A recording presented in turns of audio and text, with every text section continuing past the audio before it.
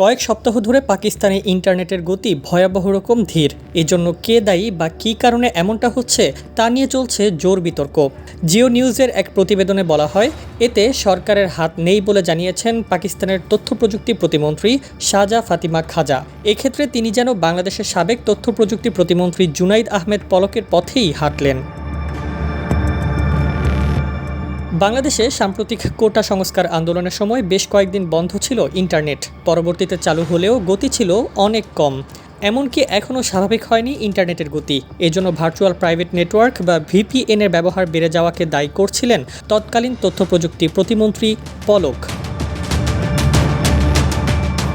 অন্যদিকে পাকিস্তানের নাগরিকরা জানাচ্ছেন তারা ইন্টারনেটে গতি তো পাচ্ছেই না, প্রবেশ করতে পারছে না বেশ কিছু সোশ্যাল সাইটেও। ইডেন বে কক্সবাজার সমুদ্র সৈকতের উপর নিজেদের একটি ঠিকানা। মাত্র ৫ লাখ টাকায় আপনিও হয়ে যেতে পারেন এই হোটেলের মালিক।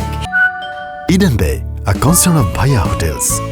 সরকার বিরোধীরা বলছেন পাকিস্তান সরকার চীন সরকারের মতো ইন্টারনেটে ফায়ারওয়াল তৈরি করতে চাইছে এখন, যার উদ্দেশ্য অনলাইন জগতের ওপর আরও বেশি নিয়ন্ত্রণ স্থাপন করা।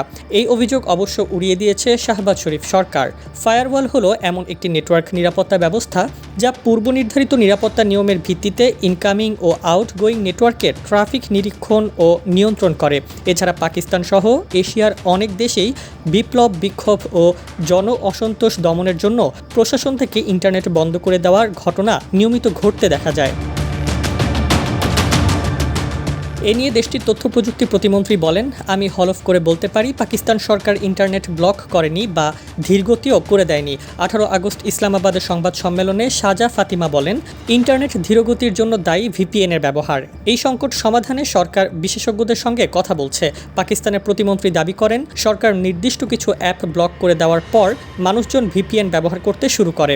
এটি স্থানীয় ইন্টারনেট সার্ভিসগুলোকে বাইপাস করে, ফলে গতি ধীর হয়ে যায়।